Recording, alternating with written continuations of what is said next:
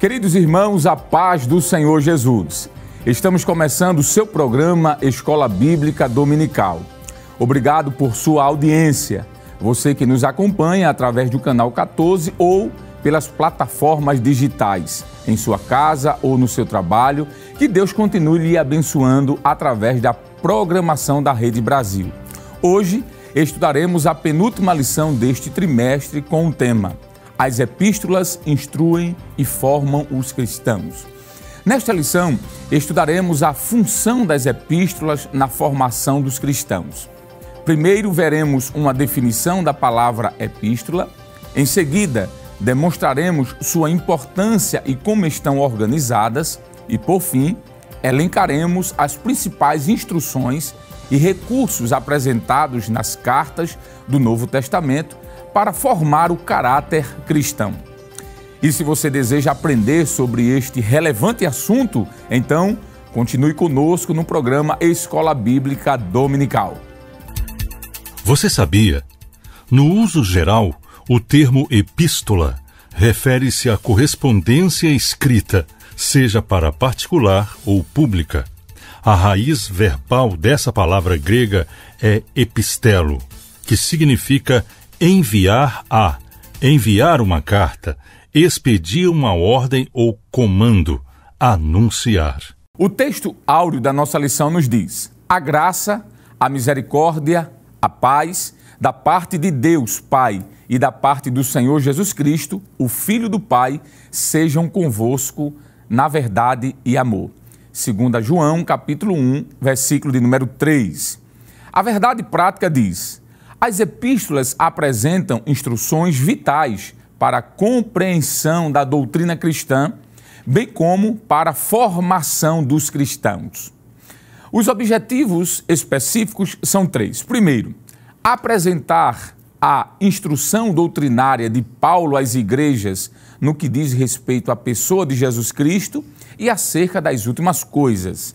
Segundo, expor a natureza das epístolas gerais a respeito da fé, santificação, combate aos falsos ensinos e esperança da vida eterna. Terceiro e último, ressaltar a atualidade das epístolas do Novo Testamento no tocante às doutrinas da justificação, santificação e glorificação do crente. A leitura bíblica em classe para a lição de hoje está escrita em primeira carta de Paulo aos Coríntios, capítulo 1, verso do 1 ao 3, depois primeira carta de Pedro, capítulo 1, verso 1 e 2, e por fim, segunda carta de João, capítulo 1, versículo do 1 ao 3. Acompanhe conosco. Paulo, chamado apóstolo de Jesus Cristo pela vontade de Deus, e o irmão Sóstenes, à igreja de Deus que está em Corinto, aos santificados em Cristo Jesus, chamados santos, com todos os que em todo lugar invocam o nome de nosso Senhor Jesus Cristo, Senhor deles e nosso. Graça e paz da parte de Deus, nosso Pai, e do Senhor Jesus Cristo. Pedro, apóstolo de Jesus Cristo, aos estrangeiros dispersos no Ponto, Galácia, Capadócia, Ásia e Bitínia, eleitos segundo a presciência de Deus Pai, em santificação do Espírito, para a obediência e aspersão do sangue de Jesus Cristo, graça e paz vos sejam multiplicadas. O ancião, a senhora eleita e a seus filhos, aos quais amo na verdade, e não somente eu, mas também todos os que têm conhecido a verdade, por amor da verdade que está em nós, e para sempre estará conosco. A graça, a misericórdia, a paz, da parte de Deus Pai e da do Senhor Jesus Cristo, o Filho do Pai, seja convosco na verdade e amor. Bem, queridos irmãos, para comentar a lição de hoje, contamos com a presença do presbítero, nosso irmão Jonathan Lucena. Paz do Senhor, presbítero Lucena. A paz do Senhor, evangelista Alessandro. Amém. E também contamos mais uma vez com a participação do professor auxiliar, nosso irmão Jonas Santana. Pai do Senhor, professor. Pai do Senhor, evangelista Alessandro. Amém. Muito bem. Estamos iniciando nesse momento a 12ª lição, que tem como título As epístolas instruem e formam os cristãos. E quando nós comentamos sobre isso, eu queria que o professor Jonas já nos trouxesse aqui uma palavra. Alguém que está em casa pode fazer a seguinte pergunta: qual a diferença sobre a palavra epístola e a palavra carta? Porque às vezes é comum estarmos conversando ou então citando um texto e alguém diz assim: vamos ler na carta que Paulo escreveu aos Romanos.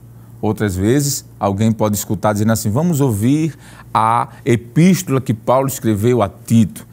Será que existe alguma diferença entre carta e epístola? É a mesma coisa? Tem alguma diferença?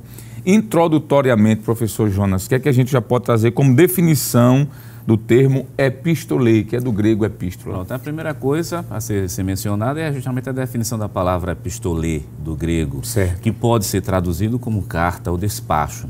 Aí existe, na verdade, uma diferença entre a questão da epístola e da carta. Isso. Porque quando a gente fala epístola e carta é a mesma coisa, ao mesmo tempo sim, mas existem diferenças entre elas, né? Nós estamos falando aqui de documentos que têm características distintas. Isso. Como, por exemplo, mesmo sendo considerado cartas, né? No caso da epístola, é uma missiva, ou melhor, uma escrita de caráter muito mais formal. Isso. Né? Diferentemente de uma carta, que é uma coisa muito mais de caráter particular, né? O assunto é muito mais reduzido. Isso. Já as epístolas, observe que a grande maioria das epístolas, os assuntos existem assuntos primários e existem assuntos secundários que são tratados lá dentro. Por exemplo, nas epístolas paulinas mesmo nós encontramos epístolas escatológicas, que vai ser comentado sobre isso, somente com aquele assunto que responde a determinada pergunta. Então, o que é que a gente pode dizer, o professor que está nos assistindo? Em primeiro lugar, dizer que a epístola é justamente um documento, uma missiva, né? Um documento de caráter muito mais formal, e no caso de uma carta é uma coisa muito mais simples, voltado para uso de caráter só pessoal. Isso, muito bem. Então, de forma bem específica, você que nos acompanha nesse momento, ficou claro a diferença, quer dizer, de carta e epístola. Eu achei muito interessante, presbítero Lucena, quando o professor Jonas explicou aqui que a carta é algo mais informal, algo mais simples. E fez-me lembrar um comentário de um estudioso do Novo Testamento, que ele disse que geralmente as convocações imperiais, os documentos oficiais do Estado, no caso falando aqui de Roma, já que é o primeiro século, né, eram epístolas, eram documentos mais formais. Já a troca de mensagens entre uma família e outra, que era algo mais informal, algo mais simples, mais livre, era chamado de carta, não é? É mais ou menos hoje, a ideia ainda seria essa, assim. A carta é algo mais livre, mais simples, mais resumido, não é um documento oficial num contexto romano. E a epístola é algo mais oficial. Muito bem, dada já essa definição, presbítero Lucena, eu queria agora ouvir do senhor, será que existe a importância dessa carta, dessas cartas, ou melhor, dessas epístolas? Porque o tema da lição é: as epístolas instruem e formam os cristãos. Muito bem, mas antes de falarmos sobre o conteúdo dessas epístolas, qual a importância de se estudar as epístolas, de saber quais são as epístolas? Por exemplo, quantas epístolas Paulo, que é o grande, maior escritor do Novo Testamento, escreveu? Fale um pouquinho sobre essa importância das epístolas. E depois aqui a gente pode comentar com o professor Jonas a estrutura, porque uma coisa é a importância, outra coisa é a estrutura dessas cartas. Sobre a importância, o que é que o senhor pode nos dizer? Pois não, evangelista. Uma vez que entendendo, por exemplo, a definição que os senhores bem fizeram menção da formalidade da epístola em si, quando nós meditamos, por exemplo, à luz do Novo Testamento, a respeito das epístolas que estão relacionadas no Novo Testamento, ora, a formalidade ela ainda é maior porque esses livros têm a inspiração divina. Isso. Então, são livros que faziam parte da correspondência, vamos dizer assim, o acompanhamento dos apóstolos em relação a pessoas, especificamente, como também a igrejas de um modo geral. Nós sabemos que, por conta da realidade histórica, a principal forma de correspondência do primeiro século era exatamente por meio de epístolas ou por meio de cartas, né? Como já foi bem feito menção aqui. De modo que essa maneira de comunicação foi utilizada com muita frequência. Era um veículo usado, por exemplo, pelo apóstolo Paulo e os demais apóstolos, mas principalmente Paulo, já que foi o escritor que mais se destacou em relação a livros escritos no Novo Testamento, ele usualmente usava essa modalidade, essa forma. Por exemplo, se a gente lê o que está escrito em Colossenses capítulo 4, o versículo de número 16, ele vai dizer o seguinte, Colossenses 4:16, e quando esta epístola tiver sido lida entre vós, fazei que também o seja na igreja dos Laodicenses, e a que veio de Laodiceia, lede a vós também. Então veja que era uma forma principal, não é, de comunicação por parte da liderança da igreja e os seus liderados, principalmente por conta da realidade de distanciamento, não é? A questão de perseguição, enfim, várias outras razões pelas quais o texto mostra que havia essa forma principal de comunicação. Ela era tão urgente, não é? As epístolas escritas pelos apóstolos, tão importante e tão urgente, que o apóstolo chegava a responsabilizar, por exemplo, as pessoas que eram portadoras dessa epístola. Isso também pode ser visto em 1 aos Tessalonicenses, capítulo 5, o versículo de número 27, onde Paulo traz, não é, à tona essa responsabilidade de quem era o portador das epístolas. Né? Isso fala da importância desse material. Ele diz o seguinte, 1 aos Tessalonicenses 5 e 27. Pelo Senhor vos conjuro que esta epístola seja lida a todos os santos irmãos. Veja a expressão, vos conjuro, né? Isso está falando de uma seriedade. Era algo tão importante que todos deveriam receber essa informação. De modo que as epístolas continham os ensinos, não é? Segundo aos Tessalonicenses 2:15, isso pode ser visto. E para garantir, olha, veja a importância desse documento. Para garantir a originalidade do documento, já que era muito comum já naquela época haver falsificação, como ainda hoje existe, não é? Então o apóstolo ainda colocava um sinal distintivo, deixando claro que era ele que estava escrevendo, né? Isso pode ser visto também em 2 aos Tessalonicenses, capítulo de número 3, versículo 17, quando ele diz assim, saudação da minha própria mão, de mim, Paulo, que é o sinal em todas as epístolas, assim escrevo. Embora que algumas delas ele ditou, não é? E o amanuense aí ia escrevendo, mas ao final ele assinava, deixando claro a originalidade, portanto, a seriedade. Então, a importância é destacada em todo o Novo Testamento, o quanto era importante as epístolas para o seio da igreja. Muito bem. E podemos ainda acrescentar, dizer que a importância dessas epístolas se dava pelo conteúdo que elas carregavam, não é? Nós vamos estudar aqui ainda hoje que essas epístolas tratam não só de assuntos do momento, resolver uma questão de uma igreja particular, como, por exemplo, foi o caso da igreja de Corinto. Paulo envia pelo menos 3 cartas àquela igreja, nós só temos 2 hoje, não é? Aprove a Deus, a primeira carta não chegar até nós, mas o que é chamado de primeira carta aos Coríntios, na realidade seria a segunda, e a segunda é a terceira, não é? Como também o senhor leu esse texto de Colossenses, capítulo 4, versículo 16, onde Paulo envia uma carta aos Colossenses, que foi a carta que ele mandou para a igreja de Laodiceia. Ele disse, a igreja de Laodiceia leu, vocês vão ler também, depois vocês peguem aqui, eu mandei para vocês e mandem para eles, não é? Essa carta dos Laodicenses nós também não temos, não sabemos o que aconteceu, mas o que nós entendemos é que aprove o Espírito Santo não permanecer, fazer com que esta carta permanecesse entre os escritos canônicos, que isso aqui é palco de outra lição, mas só para que você entenda. Então veja a importância, havia um conteúdo doutrinário, né? Se falava de vários assuntos que nós vamos comentar aqui. Muito bem. Irmão Jonas, professor Jonas, hoje quando a gente vai enviar um e-mail, por exemplo, a gente precisa colocar algumas informações. Primeiro, para quem vai esse e-mail? É o que nós chamamos de destinatário. Não é? Segundo, o tema do assunto. A gente pode colocar lá, pagamento do boleto bancário, já que a gente está passando um momento aí tão difícil, né? Ou então, envio dos bolsos da superintendência. Em terceiro lugar, a gente tem que fazer um texto, com começo, meio e fim, e enviar esse anexo. Essa é uma estrutura de um e-mail. É a mesma estrutura que se faz para enviar uma carta, não é? Hoje, se você vai no correio, você tem que colocar destinatário, remetente, que é você, o nome, enfim, endereço. Será que nas epístolas havia essa estrutura também de começo, meio e fim? O que é que você pode dizer? Com certeza. É bem interessante mostrar que o gênero, vou falar de gênero, no caso, o gênero literário, né? Quer dizer, um documento que tem forma própria, ele não foi criado pelo cristianismo, quer dizer, já existia em circulação, como o senhor bem mencionou padrão, aqui. né? Um modelo. Um modelo que o Império Romano, quando ia mandar seus documentos oficiais, mandava justamente no formato de epístola. Por isso a preocupação de Paulo de não mandar somente uma simples carta, mas mandar um documento, nesse caso uma epístola, quer dizer, uma comunicação formal que a igreja, por obrigação, ia formalizar ela e dizer, isso aqui é um documento, não é somente uma carta qualquer, é um documento. E interessante que ele vai seguir, a estrutura segue o mesmo padrão. As epístolas, ela reflete realmente a época que foi escrita. Porque o que é que nós encontramos nas epístolas antigas, é bom deixar claro, professor, aquelas epístolas que são enviadas pelo Império Romano e as epístolas paulinas, aquelas que são inspiradas, né?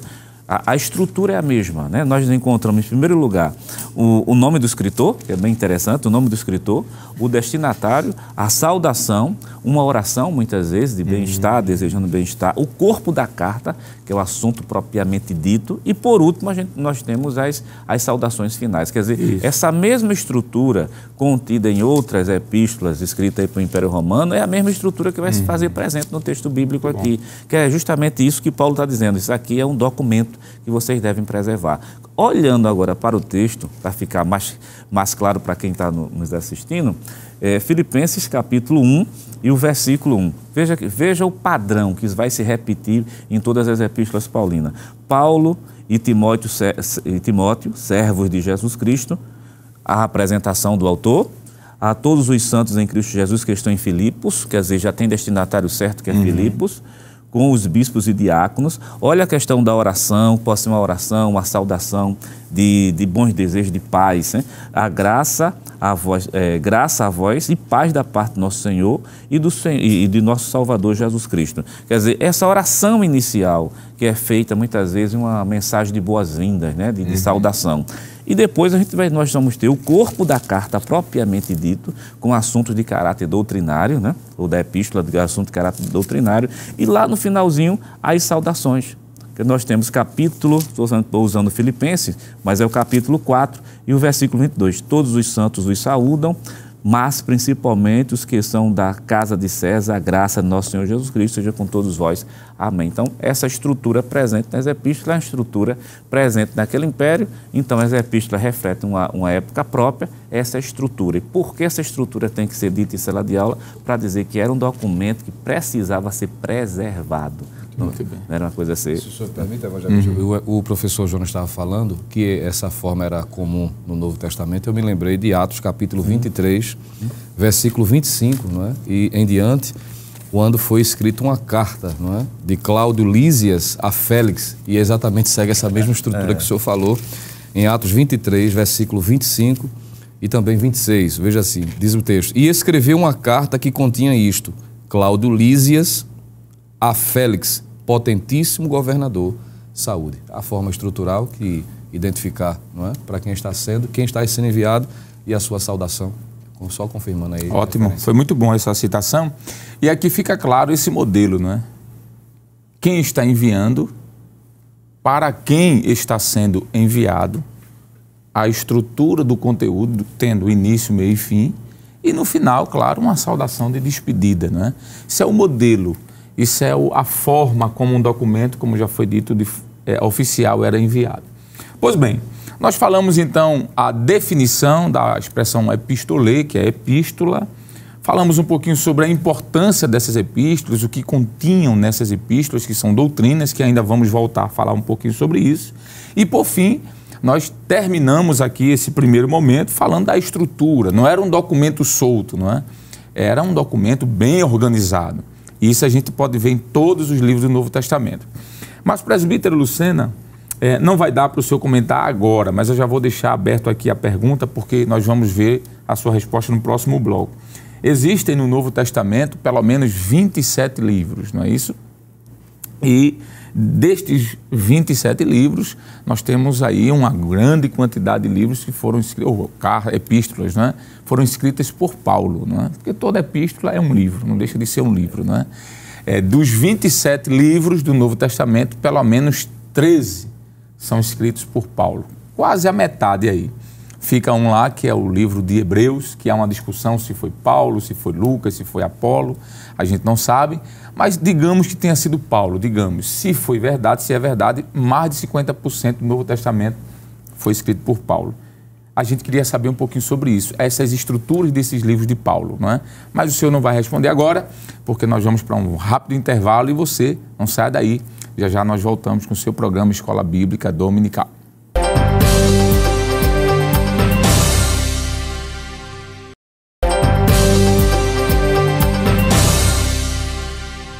Bem, queridos irmãos, estamos no seu programa Escola Bíblica Dominical, hoje comentando a 12ª lição, que tem como título As Epístolas Instruem e Formam os Cristãos. Estamos comentando hoje sobre os livros que Paulo escreveu, né? E eu vou voltar aqui para os nossos comentaristas, em especial o presbítero Jonathan Lucena. Presbítero, no bloco anterior a gente deixou aberto aqui uma pergunta. São 27 livros, não é, do Novo Testamento. Desses 27... nós temos aí pelo menos 21 epístolas. Destas 21 epístolas, nós temos 13 escritas por Paulo. Não sabemos se Hebreus foi escrito por ele ou não, a gente deixa isso à parte. Mas nós sabemos de que essas epístolas, elas contêm, digamos assim, um bojo de doutrina, não é? E para que fique prático para o professor que vai dar aula domingo, porque essa lição ela tem que ser transformada em aplicação, algo prático, que possa ser aplicado, não é? Porque senão fica muito técnico e não é o objetivo da lição essa. É claro que existem as informações que são necessárias, como estrutura, importância, mas existe também a necessidade daquilo que é prático, a praticidade. Em relação às epístolas, comente rapidamente sobre essas epístolas paulinas. Será que essas epístolas, todas elas tratam do mesmo assunto? Ou não? Elas são divididas, agrupadas por assuntos. E o que é que a gente pode trazer para o professor em sala de aula aplicar isso no próximo domingo? Pois não, evangelista Alessandro. De fato, o apóstolo Paulo, nas suas 13 epístolas, né, ele tratou de variados assuntos. Mas de forma didática, a maioria dos expositores vão relacionar ou agrupar estas 13 dentro da temática principal. Por que estou dizendo principal? Porque vai encontrar-se, por exemplo, Paulo tratando de variados assuntos em várias epístolas.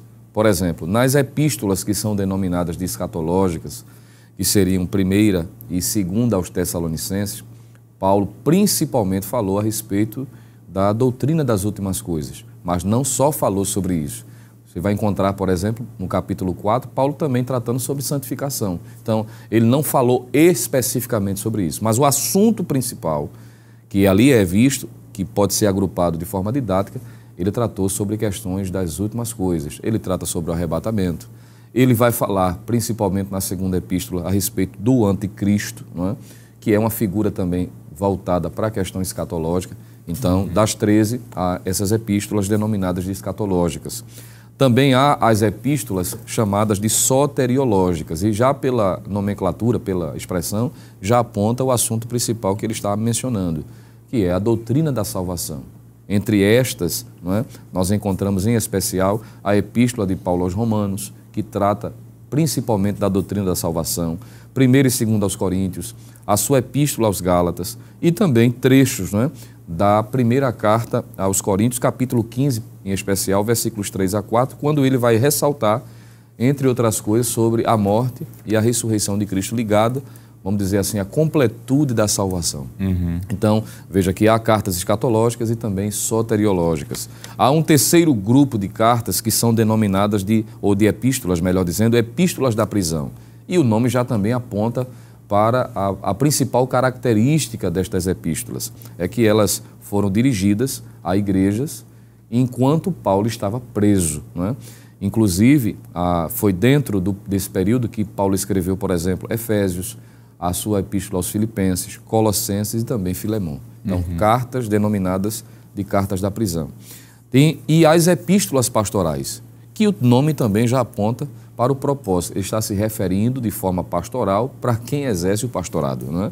Ele está trazendo recomendações àqueles líderes, em especial Timóteo, não é? A quem ele dirige 2 epístolas, e também Tito, que tinham a responsabilidade de conduzir o rebanho, inclusive em substituição, vamos assim dizer, dando continuidade ao ministério de Paulo, tanto na cidade de Éfeso, como também ali na ilha, não é, de Creta, onde estava Tito. Então, epístolas escatológicas, soteriológicas, da prisão e pastorais. Quando a gente entende essa estrutura, esse agrupamento, fica mais fácil.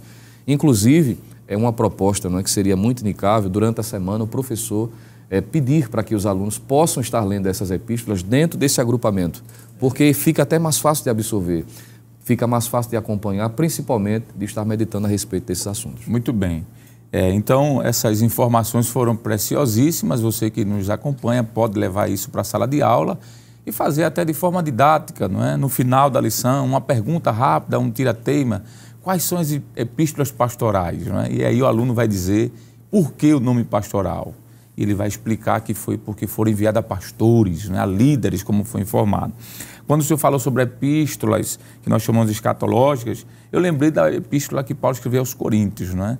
Não é uma epístola escatológica, mas o capítulo 15, sim, é um capítulo exclusivamente destinado à escatologia bíblica, não é? Desde o primeiro versículo até o último, ele vai falar desde a ressurreição de Jesus, mostrando que os discípulos foram testemunhas oculares até o momento do arrebatamento. Então é muito interessante. Professor Jonas, essa estrutura que foi colocada aqui, nós sabemos que não é a única, não é? Há teóricos que apresentam uma estrutura diferente, mas essa daqui penso ser uma bem organizada, bem estruturada.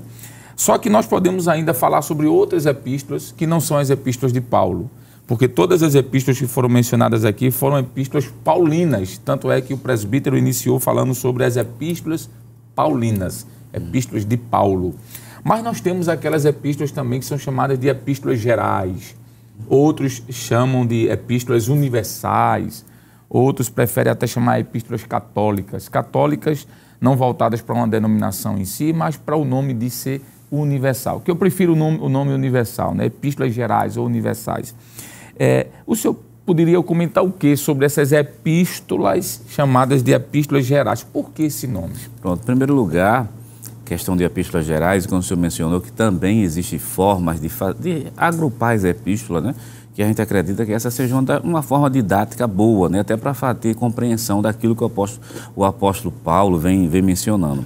No caso das epístolas gerais ou universais, né? Que alguns dos irmãos que estão nos assistindo vão encontrar também o nome católico, como o senhor mencionou, mas no sentido de universais, ela existe uma característica em comum entre elas. Por exemplo, elas não são destinadas a uma pessoa em particular, como Paulo faz, por exemplo, em algumas de suas epístolas. Timóteo, Tito, Filemon, por exemplo, que são destinadas a uma pessoa. Já no caso também não é destinada a uma igreja em particular, feito Coríntios, feito Efésios, nós não temos isso. Nesse caso aqui, é destinada a um público muito mais amplo, muito maior. E até na hora da apresentação, a gente consegue perceber isso na apresentação da carta, que você não vê um público sendo alvo especificamente. É o caso de Hebreus. Hebreus capítulo 1 de Hebreus e o versículo 1, dizendo assim: havendo Deus antigamente falado de muitas vezes, de muitas maneiras, aos pais pelos profetas, a nós falou-lo nesses últimos dias pelo Filho. E se você for lendo, não existe, na verdade, um destinatário específico. Então, isso acontece com Hebreus, isso acontece com a Epístola a Tiago, só que Tiago, né, lá capítulo 1, versículo 1, diz: as 12 tribos de Israel que estão dispersas, né? Quer dizer, as 12 tribos. E é bom mencionar que em Tiago capítulo 1, que alguém pode dizer, não, mas não tem um destinatário em particular. Mas nós temos Tiago capítulo 1, versículo 1. Tiago, servos de Deus e do Senhor Jesus Cristo, as 12 tribos que andam dispersas saúde. É bom lembrar que nesse período histórico das epístolas, a população de Israel não estava mais organizada em tribos, em si por regiões. A região tinha, né? A região de Samaria, a região da Judéia, a região da Galileia. O conceito de tribo ele foi abandonado, claro, pelo Império Romano. Mas, no entanto, o escritor está dizendo ali, aqueles que são das 12 tribos que estão dispersos, veja que não é uma tribo em particular, não é, na verdade, um local em particular. Então, é isso que a gente chama de epístolas gerais, porque o público é muito mais amplo. É o caso de Hebreus, que não apresenta, é o caso de Tiago, que apresenta justamente as 12 tribos, mas não especifica qual é a tribo. E Pedro também, não é? Na e primeira Pedro carta também, de perfeito, Pedro, ministro. Versículo 1 diz: Pedro, apóstolo de Jesus Cristo, aos estrangeiros dispersos. Dispersos. Aí ele vai dizer, no Ponto, na Galácia, na Capadócia, na Ásia e Bitínia. Em Bitínia. É uma coisa gigantesca. Gigantesca, aqui, né? Por isso a ideia de por isso ser que é universal. epístolas universais. Universais. Muito bem. Outro exemplo é o primeiro livro de João, né, que já começa diretamente com o assunto. Primeira epístola de João, é bem interessante, a primeira epístola de João e o versículo 1. O que era desde o princípio, o que vimos com os nossos olhos, o que temos contemplado, as nossas mãos tocaram na palavra de Deus. Então é por causa dessas características próprias que faz com que justamente essas epístolas sejam consideradas epístolas universais, epístolas gerais, que destinadas a um público aí muito mais amplo. Isso. E lembrando que para o professor de escola dominical, que nós frisamos aqui, passamos um bom tempo falando das epístolas paulinas, mas o nível de inspiração das epístolas paulinas e das epístolas gerais é o mesmo. Por exemplo, no terceiro livro de João, que o terceiro livro, deixa eu ver, eu estou usando a revista corrigida, eu acho que não dá nem uma página, não dá nem meia página. Meia página. Dá meia página, né? 15 versículos. 15 versículos, que não tem nem marcação de capítulo. Quer dizer, é bom deixar claro que esses livros não vieram com a marcação de capítulo. A marcação é uma coisa que foi colocada extra-bíblica depois. Lá. Então aqui não tem nem necessidade de marcar um capítulo, porque não há continuidade para fazer capítulo 1, capítulo 2. Mas o nível de inspiração, o grau de inspiração da terceira epístola de João, que é universal, é a mesma das outras epístolas. Alguns até às vezes comentam, né? Será que essa epístola, a terceira epístola de João, é uma epístola geral, já que ele destina uma pessoa, né? O texto diz assim, o presbítero ao amado Gaio, a quem, na verdade, eu amo. Aí diz assim, amado Gaio, desejo que te vá bem em todas as coisas e que tenha saúde, e assim como um bem vai a tua alma. Então, há alguns, professor, que fazem uma pequena exceção nessa terceira carta, porque esses 15 versículos, ele está, como Lucas, destinando a uma pessoa. Né? Perfeito. O livro Evangelho de Lucas, o livro de Atos, não é foco da lição, mas só para que os irmãos entendam, foi destinado a uma pessoa. Quem é essa pessoa? Teófilo, não é? A mesma coisa acontece especificamente com essa terceira carta. Isso aqui é uma discussão para uma outra ocasião, mas no geral, por ter sido escrita por João também, ela é considerada uma carta geral ou universal, por mais que tenha sido escrita para Gaio, que é uma pessoa só. Muito bem. Eu espero que esse comentário esteja, quer dizer, enriquecendo ainda mais o seu bolso de conhecimento, porque o propósito do programa é isso, não é? Perfeito. Trazer informações que venham subsidiar, venham acrescentar o que está na lição. Observe que a superintendência das escolas dominicais aqui no estado de Pernambuco, regida pelo nosso pastor-presidente, o pastor Ailton José Alves, e também o pastor Nadi Jackson Saraiva, que é o nosso superintendente, junto com a equipe, tem como propósito trazer uma informação além revista. Veja que nós estamos com a lição em mãos, está aqui a lição em mãos, mas em momento algum nós estamos utilizando a lição propriamente dito, porque o propósito aqui é trazer algo a mais, não é? Eu estou fazendo isso porque pode ser que alguém pergunte, mas e a lição, não é? Nós estamos trazendo um conteúdo a auxiliar. Presbítero Jonathan Lucena, nós já estamos terminando esse segundo bloco aqui, nós temos 1 minuto e meio, 2 minutos. O que é que a gente pode falar sobre as epístolas instruindo a igreja? Nós sabemos de que existem várias doutrinas internas nessas epístolas, né? Eu acho que foi o senhor que em bloco passado falou que essas epístolas trazem a doutrina da soteriologia, que é a salvação. Essas epístolas trazem a doutrina da hagiologia, que é a doutrina da santificação. Essas doutrinas trazem, essas epístolas, quer dizer, trazem a doutrina da escatologia, não é? Que é a doutrina das últimas coisas. E aí por diante. Eu vou fazer o seguinte, como estamos terminando esse bloco, eu vou deixar já essa pergunta para o senhor, e você que está nos acompanhando agora, você espera só um pouquinho, que é um rápido intervalo. A gente vai e volta bem rápido para continuar comentando sobre a 12ª lição, e certamente Deus ele vai continuar lhe abençoando em nome de Jesus.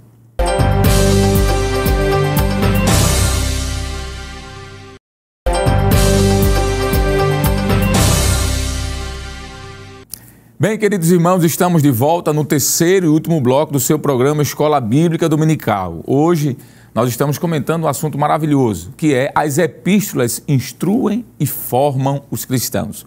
Em blocos passados, nós já trouxemos várias informações sobre estrutura, a definição da expressão epistolê, falamos um pouquinho sobre a divisão didática, vamos assim dizer, dessas epístolas, né, ao longo de todo o Novo Testamento, porque nós temos os evangelhos, que são 4, Mateus, Marcos, Lucas e João, nós temos o livro histórico de Lucas, nós temos também o livro histórico de Lucas escrevendo em Atos dos Apóstolos.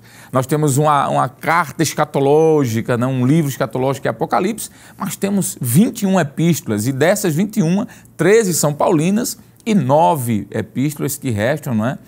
Ou melhor, 8 são epístolas gerais. Vamos voltar aqui então para o conteúdo, comentando com os nossos professores que aqui estão. Presbítero Jonathan Lucena.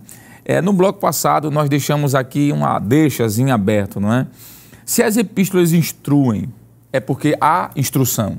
Se há instrução, isso significa dizer que existe doutrina, porque instrução é doutrina, não é? Em relação às epístolas, tanto epístolas pastorais, como epístolas da prisão, como epístolas escatológicas, como as epístolas gerais, seja lá qual forem, elas trazem doutrina. Em relação à questão da doutrina da salvação, será que essas epístolas elas trazem alguma informação sobre isso? Com certeza trazem muito, não é? O senhor fez menção no primeiro bloco do programa, ressaltando já isso que a gente vai estar comentando agora com mais propriedade. É que essas cartas elas se tornavam ainda mais importantes exatamente pelo conteúdo. E um dos temas principais, que claro é o tema principal de toda a Bíblia, não é? É apontar para a salvação em Cristo Jesus. E quando nós olhamos as epístolas, tanto as epístolas paulinas como as epístolas gerais, como já foi mencionado aqui, esse é um tema recorrente. Principalmente, o apóstolo Paulo trabalhou muito a respeito da soteriologia, que é a doutrina da salvação. Por exemplo, quando lemos a epístola aos Romanos, em especial, vai se perceber que Paulo trata da salvação do início ao fim, não é? E das implicações que essa salvação traz para a praticidade da vida de quem de fato aceitou a Cristo. Inclusive ele fala em relação a Israel também. Exatamente, mostrando que dentro do plano salvífico, Israel não foi deixado de lado, embora tenha rejeitado de forma nacional a própria pessoa do Messias, mas Deus há de tratar com eles, que é o que ele trata especificamente no capítulo 10 e também capítulo 11 da Epístola aos Romanos. Inclusive, evangelista Alessandro e professor Jonas, em virtude da carta ou da Epístola aos Romanos tratar com tanta propriedade a respeito da doutrina da salvação, que se é dito, por exemplo, que Martinho Lutero chegava a afirmar de que se os livros do Novo Testamento viessem de alguma forma a ser prejudicados, se perdido, não é? Mas se fosse preservado apenas 2 livros, que ele entendia ser, não porque tinha uma inspiração maior, mas por conta do conteúdo, ele entendia que o Evangelho escrito por João e a Epístola de Paulo aos Romanos, se pelo menos esses 2 livros fossem preservados, seria o suficiente, porque ali está um conteúdo vasto, não é? Das principais doutrinas, incluindo a doutrina da salvação. Paulo, tanto em Romanos como em Efésios, vai tratar sobre a universalidade do pecado, ou seja, a necessidade de o homem precisar ser salvo, e ele vai dizer que essa necessidade é geral, independente de grau, de nacionalidade, seja judeu, seja gentil, há a necessidade intrínseca, não é? Partindo da natureza do próprio homem, o homem precisa de salvação, ele vai tratar sobre isso. Vai dizer que essa salvação só é possível por meio do sacrifício de Jesus Cristo, ele vai tratar sobre isso também. De que para o homem receber os benefícios da salvação precisa crer, ele vai falar, inclusive na sua epístola aos Efésios, o que é que ele diz? Capítulo 2, versículo 8, ele diz, pela graça sois salvos, por meio da fé. Então ele vai destacar essas principais, não é, referências a respeito da salvação. Isso também é recorrente na Epístola aos Hebreus. O apóstolo Pedro também vai tratar sobre a doutrina da salvação, ou seja, nós encontramos de forma vasta a doutrina da salvação sendo trabalhada, né, nos seus mais variados desdobramentos dentro das epístolas, principalmente, podemos assim dizer, as epístolas paulinas. Muito bem. O que seria de nós, o que seria da igreja primitiva, por exemplo, combatendo uma heresia que surgiu no início da igreja, né, que é chamado de arianismo, se não fosse, por exemplo, as epístolas.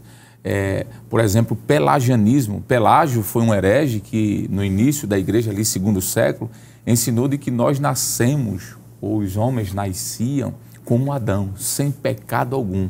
Eles só cometeriam pecado se quisessem no futuro, no decorrer da sua vida. Aí Paulo vai dizer, está errado, Porque antes de Ario surgir, antes de Pelágio surgir, que eu estou tratando aqui da doutrina da salvação em relação à santificação, Paulo disse, porque todos pecaram e destituídos estão da glória de Deus. Veja a importância, né, dessas epístolas, combatendo heresias que já existiam e outras que iriam existir. Porque o gnosticismo dizia o seguinte, Deus não se preocupa com o corpo, Deus só se preocupa com o espírito. Então se entreguem aí ao pecado, à licenciosidade, né?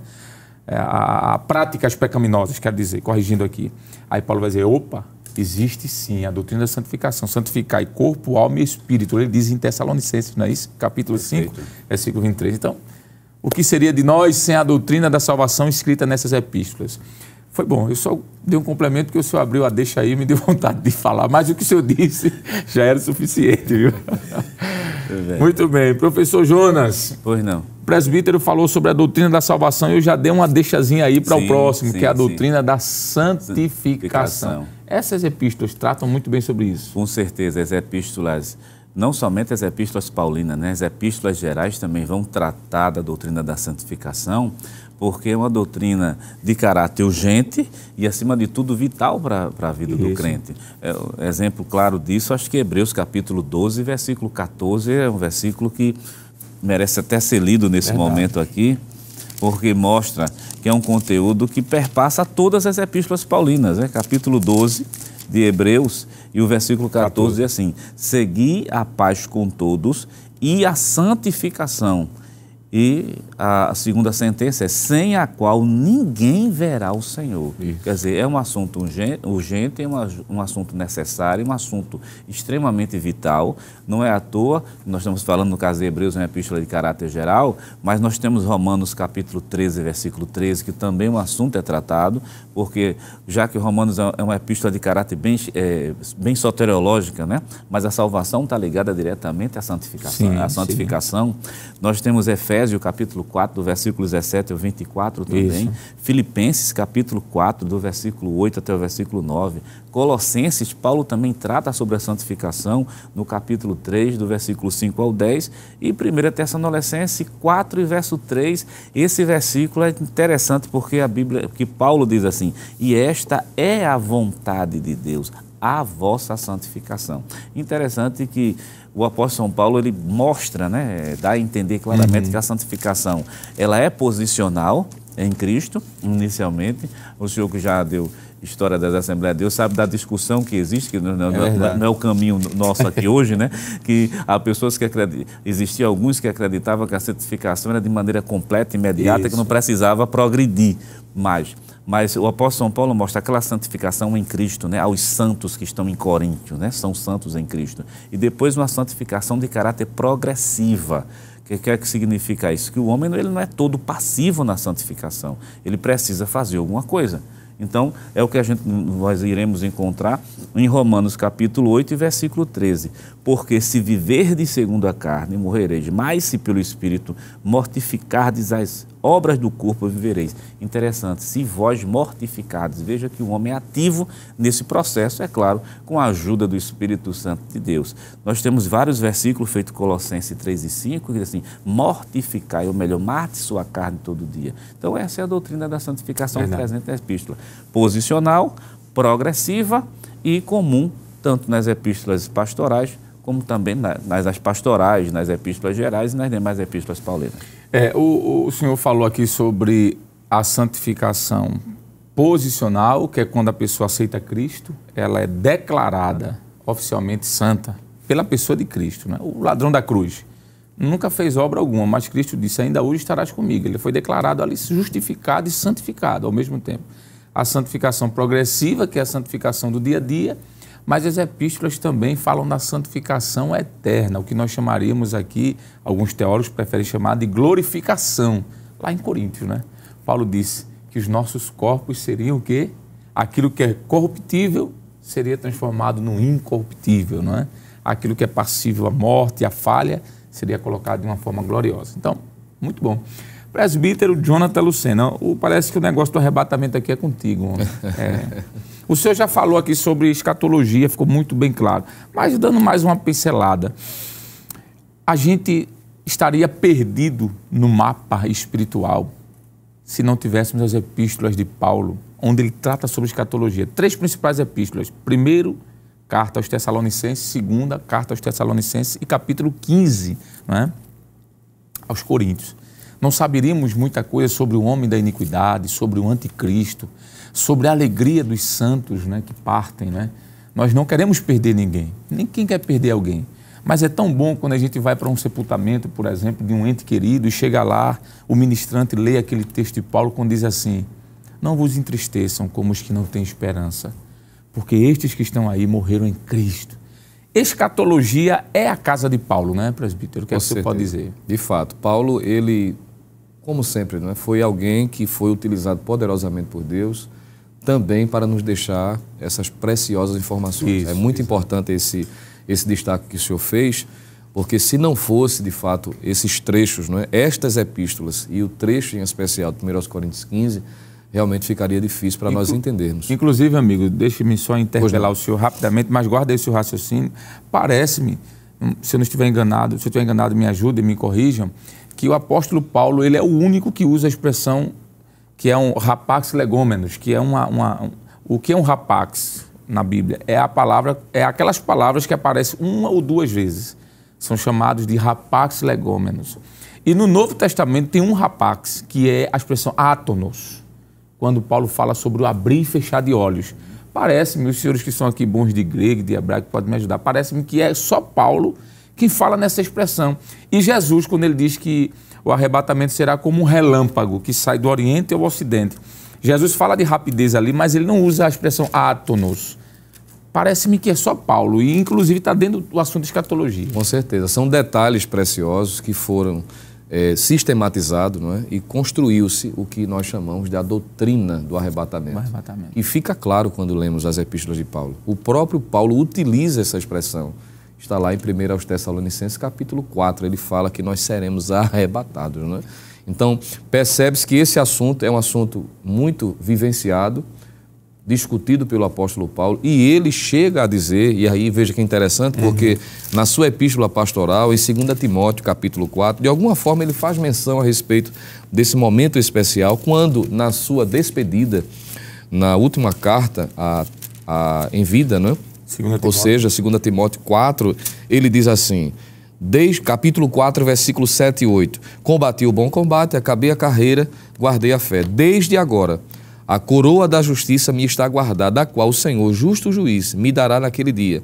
E não somente a mim, mas também a todos os que amarem a sua vida. Veja que Paulo, até no último momento, ele trata dessa bendita esperança, que foi assim que ele se reportou. E aí já é a doutrina do tribunal de Cristo. Exatamente, é entrelaçado esse momento que está sincronizado, né? Sincronizado. O arrebatamento e o tribunal. Paulo vai chamar na sua epístola pastoral a Tito de que essa é a bendita esperança da igreja. Então veja que ele trata desse assunto em 1 aos Tessalonicenses, também em 2, na sua primeira carta aos Coríntios, capítulo 15, e trechos de epístolas como estes que fiz menção.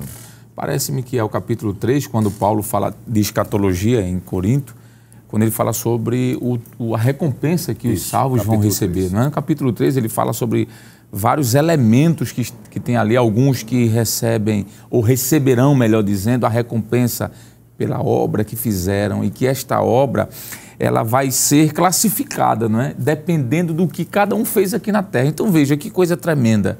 Paulo trata de escatologia, aí ele fala sobre o arrebatamento, mas ele, como o senhor disse, entrelaça, né? Vou usar a sua expressão aqui, tomando posse da sua palavra, ele entrelaça ao tribunal de Cristo, ele vai falar das bodas do Cordeiro, não é assim? O período em que a igreja estará com o Senhor nos ares. Isso é escatologia. O que seria de nós se não tivéssemos essas epístolas pastorais, né? Essas epístolas paulinas? Maravilhoso, muito bom. Professor Jonas, nós já estamos chegando aqui ao término desta lição. Nós falamos aqui sobre algumas doutrinas, poderíamos falar sobre outras, né? Falou sobre a doutrina da salvação, da santificação e a doutrina das últimas coisas. Que dentro das últimas coisas, como eu falei aqui, se subdivide, não é? Tem muita coisa aqui, se fôssemos comentar, o tempo não daria. Mas para concluirmos, a gente precisa finalizar aqui dizendo o porquê dessas epístolas auxiliarem na formação do caráter cristão. Que isso aqui é o ápice dessa lição de hoje, não é? Verdade. As epístolas auxiliam na formação do caráter cristão. essas epístolas, elas de alguma forma ressaltam a importância do caráter cristão na vida das pessoas? Com certeza. E ministro, só pegando uma fala aqui que foi do presbítero irmão Jonatas, no período do intervalo, né? Sim. Do intervalo, que quem instrui forma. Né? Foi muito bom. Muito bom, porque a ideia realmente é essa. Se Paulo está instruindo, ou melhor, como o senhor disse, está doutrinando, a ideia justamente é de formação. Isso. Interessante que a formação aqui é a formação do caráter cristão, porque Deus ele concede a vida. Para utilizar como exemplo bem prático lá para o professor, lá no livro de João, capítulo de número 11, capítulo 11, que fala da ressurreição de Lázaro, e o versículo 44 chama muito a nossa atenção, porque os discípulos não podiam dar vida. Vejam onde eu quero chegar. Os discípulos não podiam ressuscitar ninguém, não podiam dar vida. Foi o que aconteceu. Jesus ressuscitou a Lázaro, tirou Lázaro de 4 dias de dentro da sepultura, mas quando Lázaro está saindo enfaixado, lá no capítulo 11, versículo 44 de João, lá na parte final, a última sentença, Jesus diz assim: desligai e deixai-o ir. Quer dizer, Jesus dá a vida, mas quem forma, auxilia na formação desse caráter, tirar essa venda meio complicada dos olhos, tirar essa mão amarrada, esse pé que não caminha bem, é justamente a igreja a partir do ensino que estão contido nas Escrituras Sagradas, e vamos trazer para o nosso contexto a partir das epístolas. Por isso a ideia de formação. Paulo foi muito voltado para formar, no sentido de Cristo da vida, mas a gente é quem forma, e óbvio, faltando aqui para as epístolas, ela ressalta assim esse caráter cristão. O que é esse caráter cristão? No momento que nós aceitamos Jesus como Salvador, há o processo de regeneração. O homem é transformado numa nova criatura, como a Bíblia vai mencionar muito bem isso, 2 Coríntios, capítulo 5 e o versículo 17. Quem está em Cristo, nova criatura é, as coisas velhas já passaram. Então, regenerou, é nova criatura, novo nascimento. A partir desse momento que Jesus deu vida, agora começa o caráter a ser formado ao longo do tempo, a partir dos ensinamentos epistolares, a partir dos ensinamentos bíblicos. Muito bem, então, o professor Jonas, presbítero Lucena, falou sobre a formação do caráter cristão a partir da regeneração, a expressão paligenésia, ou paligenésia, melhor dizendo. Essa ideia de se transformar em outra pessoa, o que era no passado não é mais agora. As epístolas têm essa função, esse poder, por ser a palavra de Deus, que é viva e eficaz e mais penetrante do que qualquer espada de 2 gumes, ela regenera a pessoa. A mensagem dela é uma mensagem de salvação, que transforma. Mas a gente pode dizer que essas epístolas, de alguma forma, também ressaltam essa ação do Espírito Santo na regeneração, porque nós sabemos de que a Bíblia, ela é a palavra de Deus. Nós já estamos concluindo ali, temos segundos para o senhor dizer aqui. O tempo voou, não foi? O que é que o senhor pode dizer sobre a ação do Espírito Santo, bem rapidinho, nas epístolas sobre a regeneração? Pois não, a formação do caráter, eu diria que é o propósito, né? E o agente dessa formação, as epístolas deixam claro que é o Espírito Santo. Isso. Né? Ele é quem age para alcançar esse propósito que é a formação. Paulo, enquanto o professor Jonas estava falando, ele sempre se preocupou com esse propósito, né? Deixar claro de que a doutrina reverbera, tem um propósito de trazer vida, não é só informação, é formação. E essa formação se dá com o agente e o instrumento, né? O agente é o Espírito Santo e o instrumento seria a palavra para a formação do caráter cristão. Muito bem, Deus abençoe, foi muito bom estar com os senhores. Prezado professor, as epístolas no período do Novo Testamento assumiram um papel vital na disseminação dos ensinos apostólicos. Foi por meio delas que a palavra de Deus, com a mensagem de salvação, alcançou vários povos. Além disso, os ensinos contidos nelas são usados para a formação do caráter cristão. Queridos irmãos, depois de um tempo de aprendizado maravilhoso como esse, chegou agora a oração, momento de agradecermos a Deus, o que vamos fazer com o nosso amigo professor aqui, Jonas Santana. Ok. Oremos ao Senhor. Senhor, nosso Deus, nosso Pai, queremos te agradecer, te louvar por estar aqui com os teus servos, aprendendo a tua santa e rica e gloriosa palavra. Pai eterno, dispensa agora uma bênção muito especial a todos os teus filhos. Pai eterno, queremos te pedir pelo nosso pastor presidente, José Alves, o homem de maior responsabilidade, por toda a superintendência que se faz representar na pessoa do pastor Nadio Jackson Saraiva, todos os professores e alunos que vão se beneficiar dos ensinos amanhã. Instrumentaliza cada professor, te faz presente nas nossas vidas, nos forma, nos ajuda por intermédio da tua palavra. Usa de misericórdia conosco, nós te rogamos e te pedimos isso, no nome santo, justo e poderoso de Jesus. Amém. Chegamos ao final do programa. Hoje estudamos que as epístolas instruem e formam os cristãos. Na próxima semana estudaremos a última lição deste trimestre com o seguinte tema: a leitura da Bíblia e a educação cristã. E esperamos contar, claro, mais uma vez com a sua audiência. O programa Escola Bíblica Dominical, ele vai ao ar na TV toda sexta-feira às 21h30 e no sábado às 16 horas. Também, não esqueça, está disponível no formato de podcast no Spotify e também no nosso canal no YouTube, Rede Brasil Oficial. Acesse o canal, se inscreva, não esqueça disso, ative o sininho e, claro, compartilhe a nossa programação. Obrigado por sua companhia e até o próximo programa, se Deus quiser. E que a graça do nosso Senhor e Salvador Jesus Cristo, o grande amor de Deus, o nosso eterno e bondoso Pai, a comunhão e as divinas consolações do amado Espírito Santo estejam sobre todos nós agora e para sempre. Amém e amém.